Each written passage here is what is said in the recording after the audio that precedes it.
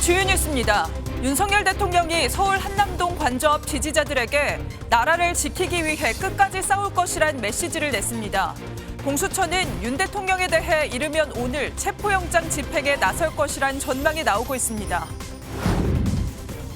정계선 조한창 신임 헌법재판관이 오늘 본격적인 업무를 시작합니다. 헌법재판소가 8인 체제를 갖추면서 윤석열 대통령 탄핵 심판에 속도가 붙을 전망입니다. 제주항공 여객기 참사 희생자 179명의 신원이 모두 확인된 가운데 일부 희생자는 오늘 발인이 진행됩니다. 사고 원인을 밝혀낼 블랙박스 비행기록 장치는 미국으로 보내 분석합니다. 새해 첫날 미국 뉴올리언스 중심가에서 트럭이 인파 속으로 돌진해 최소 10명이 숨지고 수십 명이 다쳤습니다. 미국 연방수사국 FBI는 이번 사건을 테러로 간주하고 수사에 나섰습니다. 시청자 여러분 안녕하십니까? 오늘 새해 첫 출근길을 시작으로 2025년 푸른뱀의 해가 첫 발을 뗐습니다. 하지만 대통령 탄핵 정국의 혼란은 계속되고 있는데요. 윤석열 대통령의 내란 혐의를 수사 중인 공수처가 빠르면 오늘 대통령 체포에 나설 수 있다는 관측이 나오고 있습니다. 여기에 윤석열 대통령은 관저 앞에 모인 지지자들을 향해 이 나라를 지키기 위해서 여러분과 함께 끝까지 싸우겠다는 메시지를 냈습니다. 야당은 대통령이 혼란을 부추기고 있다며 신속한 체포를 촉구하고 있습니다. 오늘 굿모닝 MBN 첫 소식은 안정모 기자가 보도하겠습니다. 어제 저녁 탄핵 반대 시위대가 모여든 한남동 대통령 관저 앞. 윤석열 대통령이 집회를 이어온 지지자들에게 독려 메시지를 전했습니다. 윤 대통령 측 석동현 변호사는 대통령이 직접 서명한 A4 용지 한 장 분량의 글을 집회 현장에 전했다고 밝혔습니다. 해당 편지에는 반국가 세력의 준동으로 대한민국이 위험하다. 여러분과 함께 이 나라를 지키기 위해 끝까지 싸우겠다고 적혔습니다.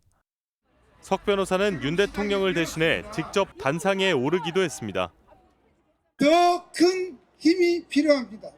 그것은 바로 여론전입니다, 여러분. 불법 탄핵을 막아야 된다는 여론이 없으면 우리가 이깁니다. 공수처의 체포영장 집행이 임박하자 지지자들을 독려한 것으로 풀이되는데 일부 지지자들은 새벽에도 한남동 관저 앞을 지켰습니다.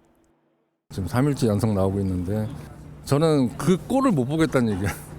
옳고 그름을 떠나서 꼭 대통령이 끌 집어 내리고 뭐 체포도 하고 이런 모습까지 가야 되느냐. 야권은 윤 대통령을 비난했습니다. 민주당 조승래 수석대변인은 지지자들에게 극단적 충돌을 선동하고 있는 점은 대단히 우려스럽다며 하루빨리 윤석열을 체포해 법의 심판대에 세워야 한다고 주장했습니다. 이준석 의원도 SNS를 통해 비통함을 금치 못하겠다. 윤석열 대통령이 대한민국을 위해 할 수 있는 마지막 행동은 즉각적인 하야라고 밝혔습니다. MBN 뉴스 안정모입니다. 오동훈 공수처장은 윤석열 대통령에 대한 체포 의지를 다시 한번 강조했습니다. 반대가 있더라도 체포영장의 유효기간인 오는 6일까지는 대통령 체포를 집행하겠다고 밝혔는데요. 만약 경호처가 체포를 막을 경우엔 공무집행 방해에 해당한다며 경고장을 날리기도 했습니다. 이어서 최희지 기자입니다. 오동훈 고위공직자범죄수사처장은 새해 첫 출근길인 어제 기자들 앞에서 직접 입장을 밝혔습니다. 오 처장은 윤석열 대통령 체포영장 집행을 유효기한 내에 처리하겠다며 신병 확보에 강한 의지를 드러냈습니다. 다만 법 집행은 하되 예의를 지킬 것이라며 공수처 소환에 응해달라고 말했습니다. 공조수사본부 차원에서 협의를 하고 있고 지금 기한 내에 저희들 집행할 것입니다. 체포영장 기한은 오는 6일까지입니다. 정확한 일자는 밝히지 않았지만 공수처장이 직접 집행 의사를 밝힌 만큼 조만간 한남동 관저로 체포 인력을 보낼 것으로 보입니다. 대통령 경호처가 막아설 가능성에 대해 오 처장은 체포영장 집행에 응하지 않는 것 자체가 공무집행 방해라고 강조했습니다. 바리케이드, 그다음에 철문 등을 잠그고 우리 체포영장 집행에 응하지 않는 것 자체가 공무집행 방해라고 인식하고 있습니다. 공수처는 경호처 측에 처벌을 경고하는 내용이 담긴 공문도 이미 보냈다고 설명했습니다. 지지자들이 관저 앞으로 몰려드는 상황에 대해서는 큰 혼란이 없길 바란다면서도 만일의 상황에 대비해 경찰과 협조해 인력을 동원할 것이라고 밝혔습니다. MBN 뉴스 최희지입니다. 공수처가 실제로 법원에 영장을 들고 대통령을 체포하려 한다면 대통령 경호처가 이 체포를 막을 수 있을까요? 법원은 체포영장을 발부하면서 경호처가 사실상 대통령 체포를 막지 못하도록 이례적인 문구를 넣었습니다. 하지만 윤석열 대통령 측은 판사에겐 이런 문구를 넣을 권한이 없다고 맞서고 있습니다. 이 내용은 현지호 기자가 전하겠습니다. 윤석열 대통령에 대한 체포영장을 발부하면서 서울 서부지법은 예외 조항을 뒀습니다. 형사소송법 110, 111조는 군사상, 공무상 비밀을 이유로 압수수색을 거부할 수 있다는 내용을 담고 있는데 윤 대통령에게는 이 조항을 적용하지 않는다고 기재한 겁니다. 사실상 영장 집행 때 경호처가 개입해 집행을 막지 못하도록 하는 내용입니다. 윤 대통령 변호인 윤곽근 변호사는 즉각 입장문을 내고 판사에게 법 적용에 예외를 둘 권한이 없다고 강하게 반박했습니다. 그러면서 공수처의 체포영장 청구도 법원의 발부도 모두 불법 무효라는 기존 입장을 반복했습니다. 반면 공수처는 체포영장 집행 의지를 밝히며 법원이 영장을 발부한 것 자체만으로 이미 수사권 여부 등 논란의 여지가 사라졌다고 강조했습니다. 수사권에 대한 논의는 법원의 그러한 결정으로 종식되었다라고 저는 인식하고 있습니다. 공수처는 윤 대통령 측이 헌법재판소에 이의 제기한 것을 두고도 적법하지 않다고 선을 그었습니다. 공수처와 윤 대통령 측의 반박과 재반박 속에 체포영장이 실제로 집행되더라도 이후 구속영장 심사나 재판 과정에서 절차적 문제를 둘러싼 법리 공방은 계속될 것으로 보입니다. MBN 뉴스 현지호입니다. 지금부턴 제주항공 여객기 참사 소식 전해드리겠습니다. 이번 참사의 희생자 179명의 신원이 모두 확인되면서 시신을 유가족에게 인도하기 위한 DNA 분석도 속도를 내고 있습니다. 분석 결과가 나온 희생자들은 유족들의 품으로 돌아가고 있는데요. 안치소를 떠나서 이제 장례식장에 모셔진 희생자들에 늘고 있습니다. 먼저 백길종 기자입니다. 참사 사흘 만에 희생자 전원의 신원 확인 작업이 마무리됐습니다. 지문만으로 신원 확인이 어려워 유족과의 DNA 대조기법을 적용한 미확인 명단 32명 가운데 마지막 5명이 재검사 끝에 신원이 확인된 겁니다. 이들이 희생자의 시신을 육안으로 확인하는 절차까지 마무리되며 당국은 이제 시신 인도 작업에 집중하고 있습니다. 절차 확인하고 검안까지 완료되면은 이분들은 이미 DNA가 왔기 때문에 희망자에 한해서 시신 인도를 해드리도록 지금 준비 중에 있습니다. 국과수도 속도를 내고 있습니다.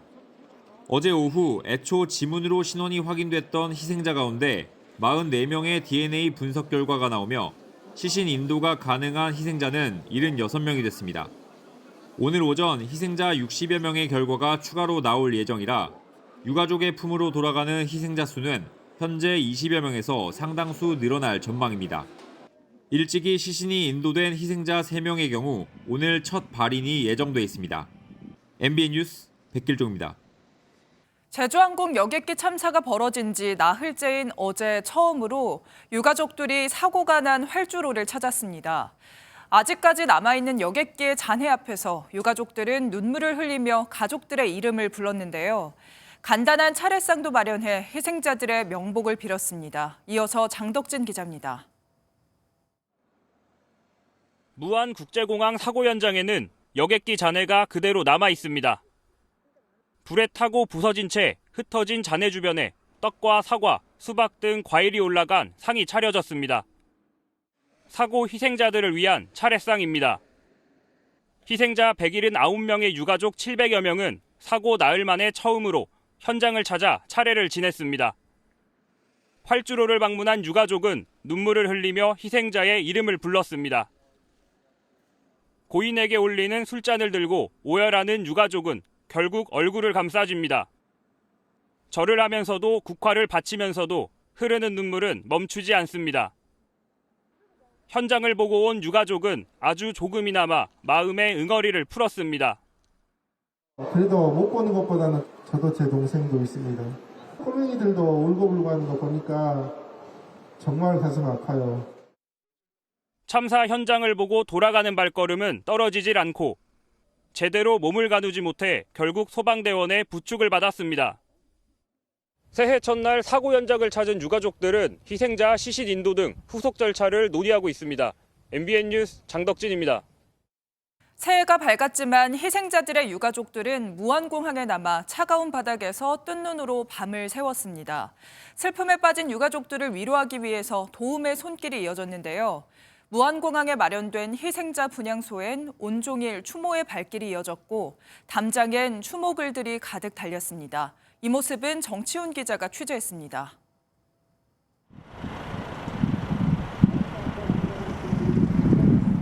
여명이 밝아오더니 참사 현장에도 새해 첫 해가 떠오릅니다. 유가족들은 공항 내 임시 숙소에서 뜬 눈으로 새해를 맞았습니다. 봉사자들은 새벽부터 정성스레 국밥을 준비합니다. 이런 새해 이런 계획은 봉사 이 유족들한테 좀 이렇게 섬김하고 나서 좀 계획과 생각을 해볼 예정입니다. 고맙죠. 대단하다고 생각했어요. 우리야 우리지만은 당사자지만은 같이 아픔을 공유해주고. 점심에는 떡국 3,500명분을 마련해 조금이나마 온기를 불어넣었고 전국 각지에서 보내온 생필품도 줄을 이었습니다. 해돋이 행사하려고 떡국을 지금 준비해놨던 것을 지금 전부 다 이쪽으로 지금 기부하셔가지고 온종일 공항은 인산이네. 공항 밖으로 끝도 없이 긴 추모 행렬에 다른 분향소를 이용해달라고 호소할 정도였습니다. 지금 1시간 정도 기다렸습니다. 저는 하는 게 조문만 하고 가는 거라서 좀 마음이 좀 그렇습니다. 세월호와 대구 지하철 참사 유가족도 공항을 찾아 눈시울을 붉혔습니다. 정말 그런 어떤 게 너무 가슴 아픈 일들밖에 없는 것 같아요, 지금 심정. 사고 현장에서 가장 가까운 담장입니다. 이 담장 너머로는 끔찍했던 당시 상황을 말해주고 있는데요. 이렇게 핫팩과 함께 추모의 글귀가 붙기 시작했습니다. 찾아온 시민들은 과자나 꽃 한 송이를 두기도 술 한 잔을 올리기도 합니다. 이미 훌륭했고 충분히 잘했다며 마지막 인사를 건넨 조종사의 친형이 쓴 것으로 보이는 편지는 보는 이의 가슴을 먹먹하게 합니다. MBN 뉴스 정춘우입니다. 생각할수록 너무나 허망하고 안타까운 이번 참사에 이 원인을 알아내기까진 시간이 조금 더 걸릴 것 같습니다. 원인 규명의 핵심이 될 블랙박스를 미국에 보내야 하기 때문인데요. 우리나라에선 블랙박스의 자료 추출이 불가능한 것으로 결론이 났습니다. 다만 음성 기록 장치는 자료 추출을 마쳐서 곧 분석 결과가 나올 것 같습니다. 계속해서 정설민 기자입니다. 사고 여객기에서 수거한 블랙박스 2개의 모습이 처음 공개됐습니다. 온전하게 발견된 음성 기록 장치는 자료 추출을 마치고 음성 파일로 전환하고 있습니다. 이틀 뒤 작업이 완료되면 사고 당시 기장과 부기장 간의 대화, 관제사와의 교신 내용 등을 모두 확인할 수 있을 것으로 보입니다. 문제는 비행 자료 기록 장치입니다. 사고 당시 데이터 전송 기능을 가진 커넥터가 분실됐고 국내에서는 자료를 추출할 수 없는 것으로 결론이 났습니다. 결국 미국으로 가져가기로 했지만 이동 과정 등을 감안하면 사고 원인을 최종적으로 확정하는 데 시일이 더 걸릴 전망입니다. 현장에서는 22명의 한미합동조사팀이 기체와 엔진 등 잔해 상태 조사를 시작했고 깃털과 혈흔 등 조류 충돌 흔적도 찾고 있습니다. 공중과 지상에 착지할 때까지 또 폭발할 때까지 여러 가지 정황들을 논리적으로 이제 확인하기 위한 그 증거 수집에 좀 시간이 걸립니다. 재착륙 당시 사고기와 관제탑과의 교신 상황도 속속 드러나고 있습니다. 국토부는 첫 시도와 반대 방향인 19번 활주로로의 착륙이 조종사와 관제사 간 합의 사항이었다고 밝혔는데 다만 구체적인 교신 과정은 추가 조사가 필요하다며 공개하지 않았습니다. MBN 뉴스 정살민입니다.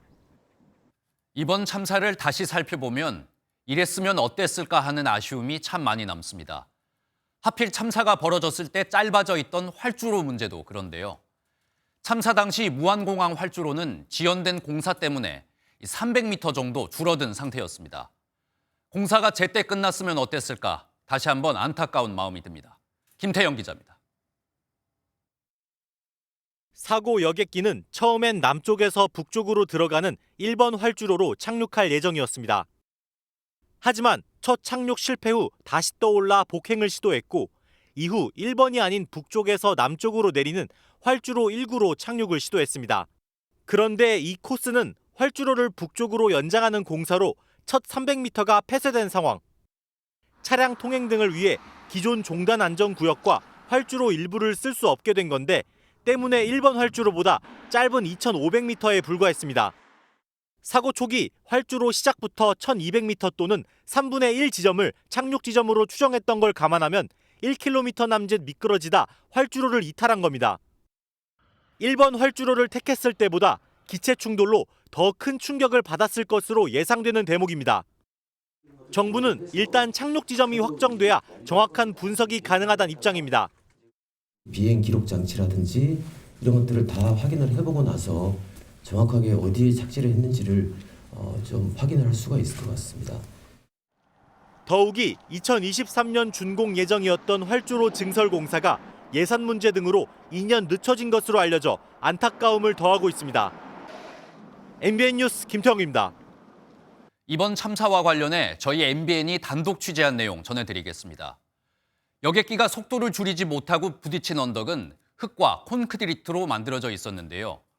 지난해 보강 공사를 하면서 이 둔덕 위에까지 콘크리트 상판을 추가한 상태였습니다. 저희 MBN이 관련 서류를 입수해 확인해 봤더니 무려 125톤에 달하는 콘크리트를 사용하기로 계획했던 것 같습니다.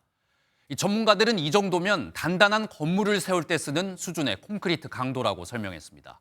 강세현 기자의 단독 보도입니다. 무안공항 로컬라이저는 지난해 개량 공사를 했습니다. 흙과 콘크리트로 만든 둔덕에 다시 30cm 두께의 콘크리트 판을 깔고 그 위에 로컬라이저를 세웠습니다. 콘크리트로 이렇게 상판을 덮는다고 하죠. 안전성 뭐 이런 것들 그런 이유 때문에 그렇게 보강을 한 걸로 알고 있습니다. 취재진이 지난 2021년 공사 입찰업체에 제공한 물량 내역서를 확보해 확인해봤습니다. 여객기가 충돌한 로컬라이저의 기초보강 공사에 제곱센티미터당 240kg 강도를 가지는 콘크리트를 사용하라고 규격을 정해놓았습니다. 가로와 세로 1cm 길이 면적당 240kg을 견딜 수 있는 수준으로 건축 전문가는 건물을 세울 때 쓰는 수준의 강도라고 설명합니다. 수량은 약 53세제곱미터를 요청했는데 무게로 환산하면 대략 125톤에 달합니다. 이 정도 강도와 무게면 여객기가 상판하고만 충돌해도 파괴될 수 있다는 분석입니다. 안전지대를 침범을 할 때까지는 당연히 담이 있다라고는 생각을 했겠지만 거기에 돌덩어리가 있다라고는 생각을 당연히 못했다는 거죠. 심지어 실제 현장엔 상판 아래에도 콘크리트 구조물이 있었던 만큼 여객기는 더 큰 충격을 받았을 것으로 예상됩니다. MBN 뉴스 강세현입니다. 한편 참사가 발생한 제주항공엔 항공권 예약을 취소하는 신청이 쏟아지고 있습니다. 조건 없는 환불을 약속한 제주항공은 승객들에게 2,600억 원이 넘는 돈을 돌려줘야 할 걸로 보이는데요. 저비용 항공사 1위인 제주항공의 위기가 업계 전체로 퍼질 수 있다는 우려가 나오고 있습니다. 권영범 기자입니다. 제주항공이 고객에게 판매한 항공권 선수금 규모는 약 2,606억 원입니다. 국내 저비용 항공사 가운데 가장 크고 2위인 티웨이 항공보다 763억 원 많습니다. 항공사의 선수금은 고객이 항공편 탑승을 위해 예매한 티켓 값을 의미하는데 항공사가 항공 서비스를 제공하면 부채에서 매출로 전환됩니다. 항공편 운항에 앞서 미리 대금을 받아 현금 흐름을 원활히 할 수 있는 만큼 이른바 좋은 부채로 불립니다. 하지만 이번 참사 이후 제주항공은 항공권 환불이 빗발치며 막대한 현금 유출이 불가피할 전망입니다. 참사 당일이었던 지난달 29일부터 다음 날인 30일 오후 1시까지 항공권 취소 건수는 6만 8천 건에 달했습니다. 지금은 평소보다 당연히 취소량이 많을 수밖에 없다는 사실 말씀드리고 우리가 얼마큼 빨리 신뢰를 회복하느냐 하는 부분이 이후에 수치로 반영이 될 거다. 제주항공이 오는 3월 29일 이전에 출발하는 전 노선 취소 수수료를 면제하기로 한 가운데 개별 승객뿐 아니라 여행사 패키지 상품 취소 행렬까지 이어지는 상황. 저비용 항공사 1위인 제주항공이 흔들리면서 그 여파가 업계 전체로 확산할 수도 있다는 전망이 나옵니다. MBN 뉴스 권용범입니다.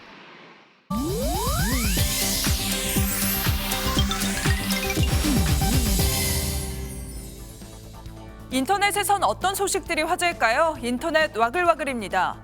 제주항공 여객기 참사에서 기장의 마지막 모습으로 추정되는 순간이 포착돼 안타까움을 더하고 있습니다. 사고 순간이 담긴 영상이 공개된 후 한 누리꾼은 비행기 조정석, 콕핏의 마지막 순간을 주목했는데요. 확대된 사진에는 콕핏 유리창 안쪽으로 기장이 팔을 뻗어 머리 위쪽 패널을 만지고 있는 듯한 모습이 담겼습니다. SNS에 사진을 올린 누리꾼은 사고기 기장님의 마지막, 그 최후의 순간까지 콕핏 패널에 손이 일하며 당신은 최선을 다하셨으리라 믿는다라고 전했는데요. 누리꾼들은 동체 착륙은 너무 안정적으로 보였다. 모든 경험을 쏟아내 최선을 다하시고 충격 대비를 위한 자세를 취한 것 같다는 의견을 보였습니다. 방송인 안현모 씨가 제주항공 여객기 참사를 추모하는 글을 올렸다가 논란에 휩싸인 후 이틀 만에 사과의 글을 올렸습니다. 안현모 씨는 지난 30일 SNS에 추모 메시지를 전하면서 금요일도 토요일에도 그리고 오늘도 며칠째 비행기에 오르지만 날고 내리는 모든 것이 운이었음을, 모든 것이 감사한 일이었음을, 생각할수록 들숨도 날숨도 비통할 수 있음을 이라고 썼는데요. 누리꾼들 사이에선 대참사가 벌어진 가운데 운, 감사 등을 언급한 건 부적절했다는 반응이 이어졌습니다. 이후 안현모 씨는 어제 SNS에 애통한 마음을 전하려 함에 저의 부족함이 있었다며 사과했습니다. 이번 참사 원인 중 하나로 조류 충돌인 버드 스트라이크가 거론되면서 동물보호단체가 철새 등을 축출 대상으로 삼는 일각의 시선에 우려를 표했습니다. 해당 단체는 지난달 31일 성명에서 국내 일부 공항에서 조류 충돌 우려가 꾸준히 제기됐다며 지난 2019년부터 올해 상반기까지 600여 건의 조류 충돌이 발생했다고 밝혔습니다. 조류 충돌 예방 인력 보충 등으론 문제가 해결되지 않는다며 다시는 같은 비극이 재발하지 않도록 근본적인 대책이 마련돼야 한다고 주장했는데요. 또 동물과 인간 모두가 안전하고 평화로운 삶터를 만들어 나가도록 노력하겠다고 전했습니다. 인터넷 와글와글이었습니다. 어지럽고 혼란스러운 상황 속에서도 2025년의 첫 해가 떠올랐습니다. 제주항공 여객기 참사 여파로 전국의 해맞이 행사는 공식적으로 모두 취소됐는데요. 하지만 일출 명소마다 떠오르는 새해를 보며 소망을 빌기 위한 인파로 북적였습니다.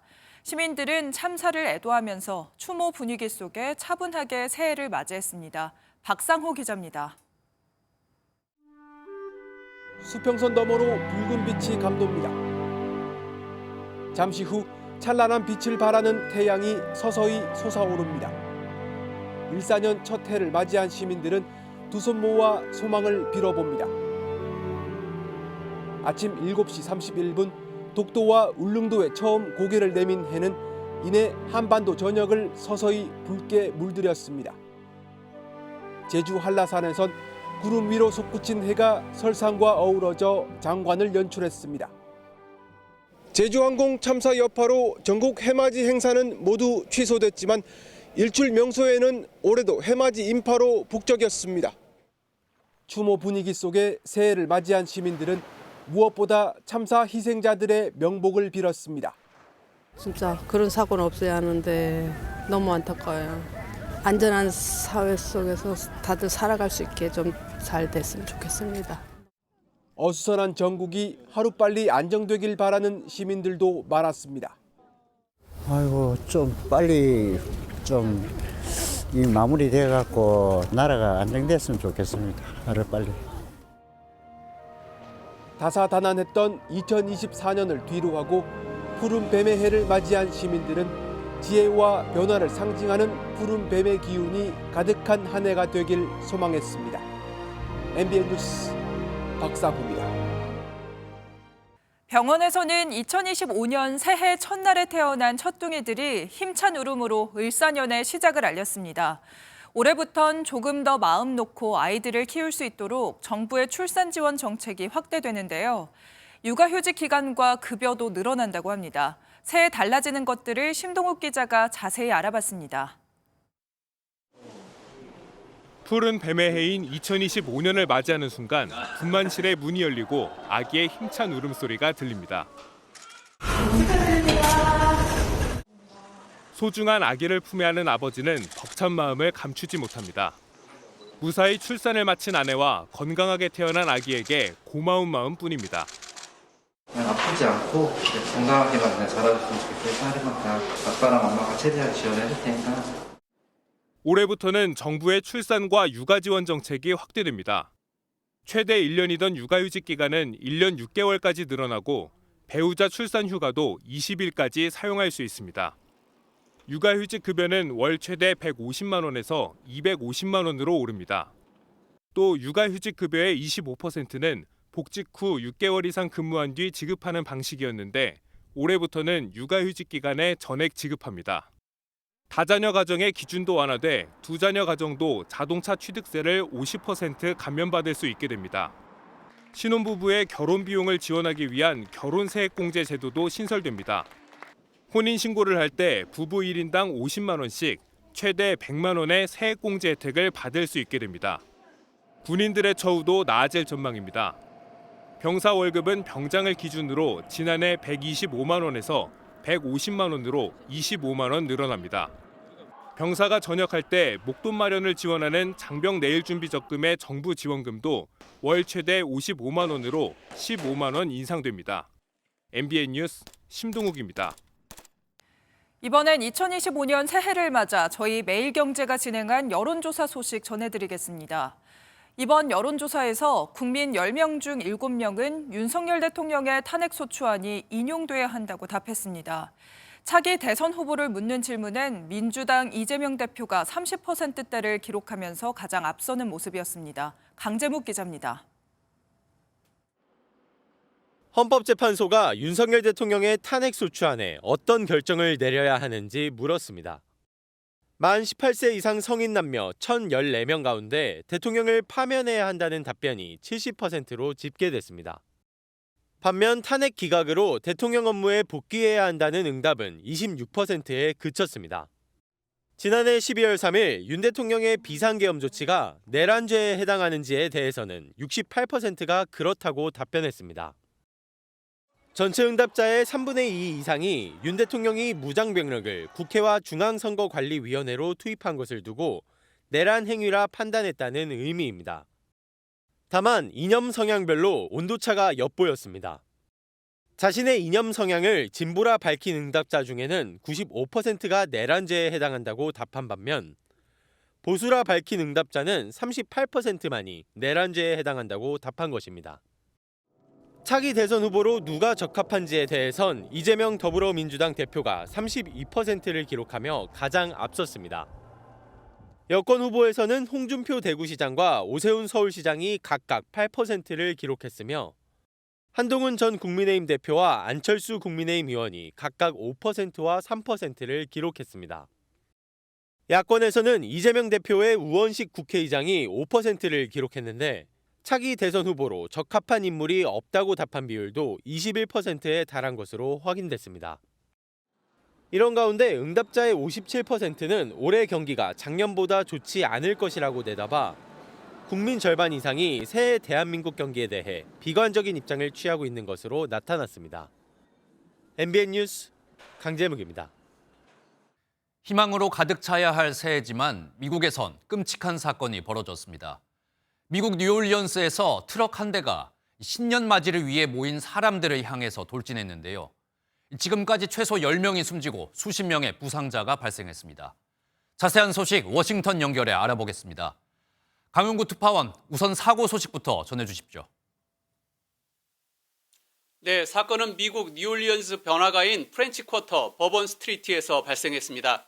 새해 첫날인 1일 새벽 3시경 신년 맞이를 위해 모인 인파 속으로 갑자기 픽업 트럭 한 대가 돌진했습니다. 현장의 시민과 경찰들을 향해 총기를 발사해 현재까지 최소 10명이 숨지고 35명이 다쳤습니다. 범인은 현장에 있던 경찰들과 총격전을 벌인 후 사망했습니다.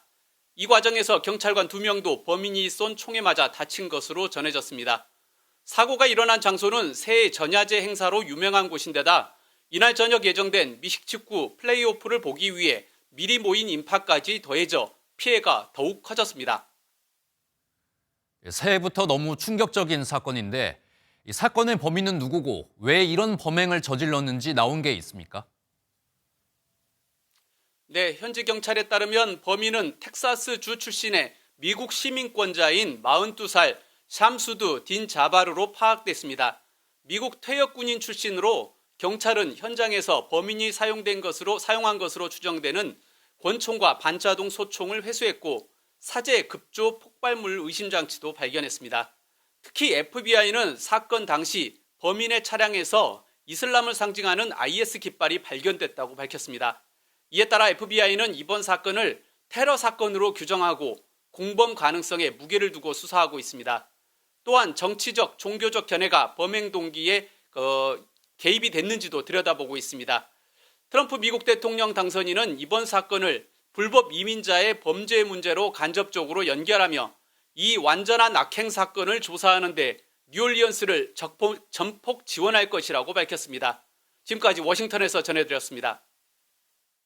앞서 보신 미국뿐 아니라 독일에서도 새해부터 안타까운 소식이 전해졌습니다. 새해를 축하하는 폭죽놀이가 벌어졌는데 이 과정에서 최소 5명이 목숨을 잃었습니다. 독일에선 이런 폭죽 사고가 매년 인명피해로 발생하고 있는데 이번에도 베를린에서만 경찰관 15명이 다쳤다고 합니다. 이어서 김문영 기자입니다. 독일의 한 거리, 폭죽이 빙빙 돌며 사방으로 튀어오르자 사람들이 급하게 몸을 피합니다. 지나가는 행인을 멈춰 세우려고 사람을 향해 던진 폭죽놀이에 응급차들이 분주히 다닙니다. 앞서 독일 크리스마스 마켓에서의 차량 돌진 테러 사고로 5명이 숨지고 235명이 다친 이후 새해 전야 경비가 더 삼엄해졌지만 폭죽놀이 사고는 피할 수 없었습니다. 독일에선 매년 새해 첫날마다 폭발력이 강하거나 폭음이 큰 폭죽을 경쟁적으로 터뜨리며 사람을 향해 쏴 인명피해가 발생하고 있습니다. 올해도 불법 폭죽에 5명이 숨졌고 주택 36채의 유리창이 박살나거나 불에 탔습니다. 경찰관과 구급대원을 향한 폭죽 공격도 잇따라 경찰관 15명이 다쳤고 특히 1명은 다리를 절단할 위기에 놓였습니다. Wir haben an die 330 Freiheitsentziehungen, Festnahmen durchführen müssen. Es ist zu zahlreichem Beschuss gekommen, sowohl von Rettungskräften als auch von Einsatzkräften der Polizei. Und wir haben auch einen schwer verletzten Polizeibeamten, der mutmaßlich von einem illegalen Feuerwerk. 독일 당국이 위험 등급이 높은 폭죽을 제한했지만 새해마다 폭죽 때문에 구급 신고가 폭주하면서 한 경찰관은 언론에 사람들이 새해 전야와 전쟁을 혼동하고 있다고 비판했습니다. 한편 유럽 남동부 몬테네그로에서도 한 술집에서 총격 사건이 발생해 최소 7명이 사망하면서 어두운 새해를 시작하게 됐습니다. MBN 뉴스 김문영입니다. 다음 소식입니다. 최근 최상목 대통령 권한대행이 그동안 정부와 여당이 반대해오던 헌법재판관 임명을 강행했었죠. 그런데 이날 국무회의에서 험악한 분위기가 연출됐다고 합니다. 일부 국무위원들이 헌법재판관 임명에 집단 반발하면서 고성과 항의가 이어졌다고 하는데요. 이날 회의에선 어떤 일이 있었던 건지 한범수 기자가 취재했습니다. 경제와 민생 위기 가능성 차단이 필요하다는 절박함에 헌법재판관을 임명하기로 결정하였습니다. 최상목 대통령 권한대행이 헌법재판관 2명 임명을 공식화한 건 국무회의 모두 발언 때였습니다. 그런데 이어서 진행된 비공개 회의에서 참석자들이 집단 반발하며 분위기가 험악해졌던 것으로 파악됐습니다. 가장 격하게 반발한 인물은 김태규 방통위원장 대행이었습니다. 민주적 정당성이 약한 장관급 대행이 헌법재판관을 임명한 건 부적절하다며 최 대행을 쏘아붙였는데 평소 수첩에 넣어 다니던 사직원을 꺼내 그 자리에서 제출한 것으로 전해졌습니다. 김문숙 고용노동부 장관이 여야와 사전 협의가 있었냐고 물었고 이에 최 대행은 혼자 고민 끝에 내린 결정이라고 답하기도 했습니다. 일부 참석자는 최대행이 언론에 공개된 모두 발언에서 재판관 임명을 언급해 주워 담지도 못하게 됐다고 말한 것으로 알려졌습니다. 고성이 나오자 최대행은 국무회의 종결을 선언한 채 회의장을 떠났는데 무한 사고만 아니었어도 사직하려고 했다며 복잡한 심경을 나타낸 것으로 확인됐습니다. MBN 뉴스 한범수입니다. 한편 정진석 대통령 비서실장을 포함한 대통령실의 고위 참모진들이 일괄 사의를 표명했습니다. 앞서 전해드린 것처럼 최상목 권한대행이 헌법재판관 후보자 2명의 임명을 강행하자 여기에 항의하는 뜻으로 사표를 낸 걸로 풀이되는데요. 최상목 권한대행은 국정 안정이 필요하다는 이유로 집단 사의를 반려했습니다. 이어서 김도형 기자입니다. 정진석 대통령 비서실장과 성태윤 정책실장, 신원식 국가안보실장 등 대통령실 고위 참모진들이 일괄 사의를 표명했습니다. 윤석열 대통령의 비상계엄 선포로 일괄 사의를 표명했던 지난달 4일 이후 두 번째입니다. 여권에서는 최상목 권한대행이 헌법재판소 재판관 2명을 임명한 것에 대한 항의성 사표로 해석하고 있습니다. 헌법재판관 임명을 계기로 정치적 불확실성을 털고 25년 새해에는 사고 수습과 민생 안정을 위해 여야 정이 함께 힘을 모아 대통령실은 최 권한대행의 임명이 권한 범위를 벗어난다며 이례적인 입장을 내놓기도 했습니다. 사표 수리 여부를 두고 신경전도 오갔습니다. 정진석 비서실장은 일부 언론에 사표가 수리된 것으로 안다고 밝혔지만 기획재정부는 사실이 아니라고 반박했습니다. 기재부는 민생과 국정안정에 모두 힘을 모아 매진해야 한다며 최 권한대행이 사표를 수리할 계획은 없다고 밝혔습니다. 더불어민주당은 대통령실 참모진들의 사의 표명을 두고 가관이라며 비판했습니다. 12.3 내란에는 입도 뻥끗 못하던 자들이 내란 단죄에는 사표까지 내가며 회방을 놓는 모습은 한마디로 가관입니다. 이어 대통령실의 집단 행패는 이들이 내란 세력과 한통속임을 입증한다고 주장했습니다. MBN 뉴스 김도형입니다. 대통령실 참모들의 집단 사의 표명에 이어 국민의힘도 최상목 권한대행의 항의의 뜻을 밝혔습니다. 헌법재판관 임명은 독단이라며 강한 유감을 표했는데요. 다만 항의를 넘어선 추가 대응은 하지 않겠다는 입장입니다.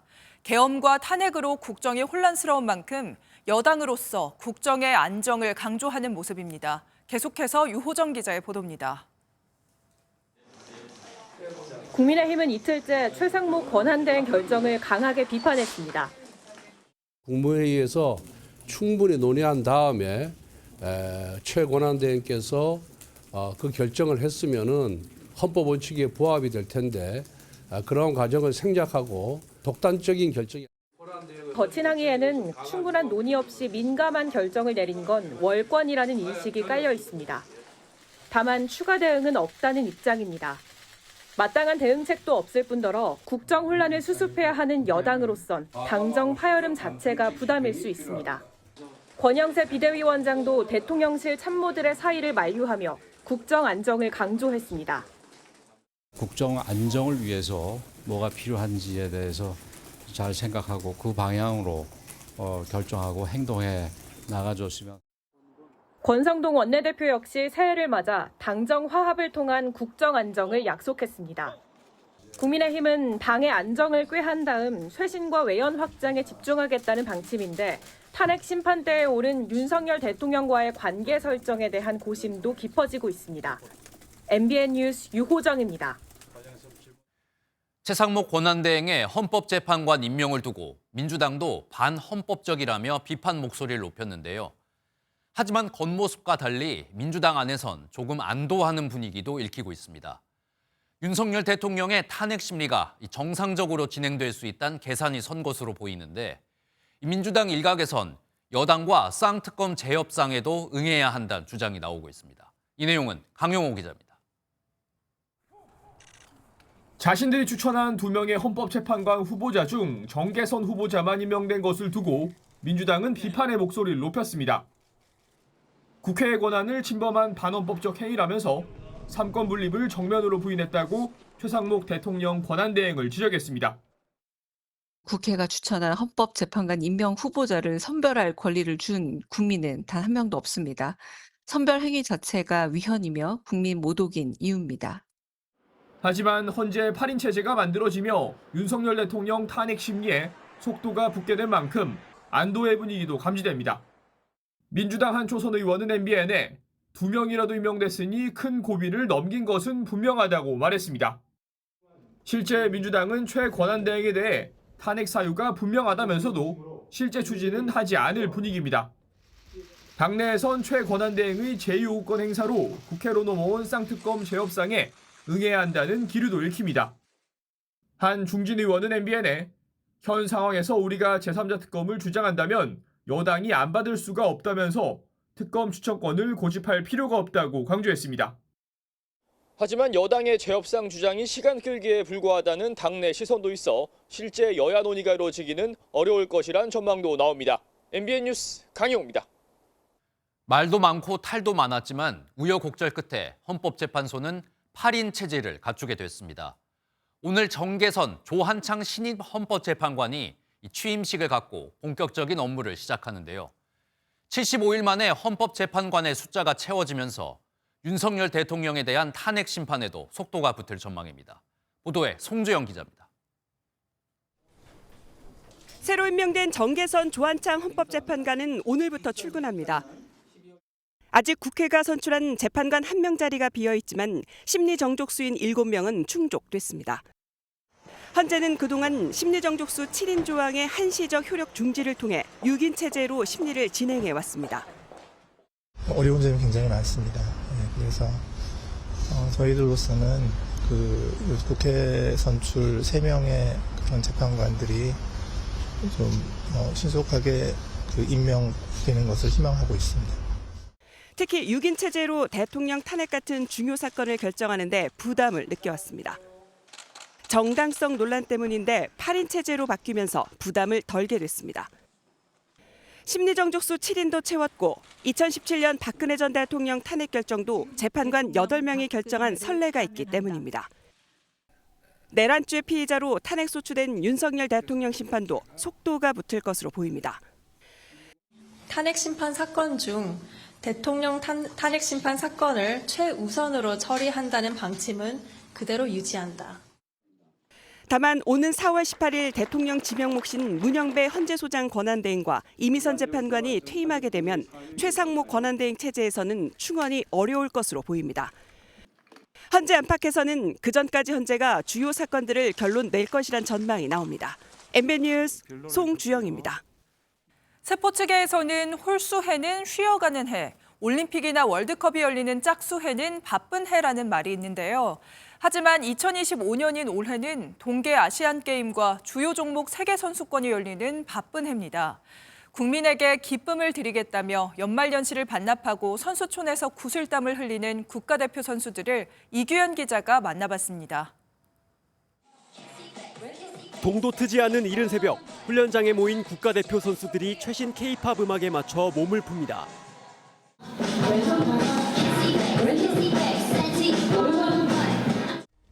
선수촌에서 누구보다 빠르게 새해를 연 선수들은 올해 또 한 번의 도약을 이룬다는 마음으로 힘차게 트랙 위를 달립니다.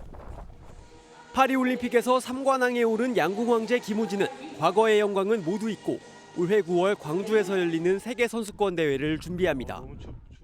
달력의 페이지를 찢듯이 역사 속으로 흘러간 시간 속이니까요. 앞으로 또 남은 시간들 최선을 다해서 다음 시합들을 더 열심히 준비하겠습니다. 다음 달 하얼빈에서 열리는 2025 동계 아시안게임에 출전하는 선수들의 각오도 남다릅니다. 동계 아시안게임에 처음 출전하는 쇼트트랙 간판 박지원은 금빛 질주로 국민에게 기쁨을 드리겠다고 약속했습니다. 출전하는 모든 대회에서 최고의 성적을 내는 것을 가장 큰 목표로 갖고 있고요. 여러분들의 눈이 즐거울 수 있는 레이스를 많이 할 수 있도록 최선을 다하겠습니다. 지난해 파리올림픽에서 한국 올림픽사에 새 이정표를 세운 대한민국 선수단은 올해도 또 하나의 신화를 쓰기 위해 또 한 번 구슬땀을 흘립니다. 화이팅! 화이팅! 화이팅! 화이팅! MBN 뉴스 이규현입니다. 현지 시각 1일 미국 라스베이거스의 트럼프 인터내셔널 호텔 앞에서 테슬라의 사이버 트럭이 폭발하는 사고가 발생했습니다. 불이 난 차량 안에서는 신원을 알 수 없는 한 명이 숨진 채 발견됐고 추가로 7명이 다친 것으로 집계됐습니다. 새해 첫날인 어제는 낮 기온이 크게 올라 겨울치고 온화했습니다. 오늘도 아침과 낮 기온 모두 평년 기온을 웃돌며 큰 추위는 없겠는데요. 하지만 내일부터는 다시 찬 공기가 남하하겠습니다. 내일과 모레는 서울의 아침 기온이 영하 5도까지 떨어지면서 이맘때 겨울 추위가 찾아오겠습니다. 맑은 날씨가 이어지면서 대기는 점점 더 메말라가고 있습니다. 동해안에 이어 경기도 성남에도 건조특보가 확대 발효됐습니다. 바람도 강하게 불어 화재 위험이 높은 만큼 작은 불씨도 세심하게 살펴주셔야겠습니다. 오늘 전국이 대체로 맑겠고 공기질도 깨끗하겠습니다. 다만 아침까지 서쪽 내륙에는 안개가 짙게 끼는 곳이 있겠습니다. 지역별 현재 기온 보겠습니다. 서울과 대전 영하 2.5도, 광주는 영하 0.6도로 어제와 비슷하거나 조금 높습니다. 낮 기온은 서울이 6도, 대전 7도, 대구는 10도로 어제보다 1도에서 3도가량 낮겠습니다. 내일은 서해안과 제주에, 일요일부터 월요일 사이에는 중부지방을 중심으로 눈비 예보가 들어 있습니다. 날씨였습니다.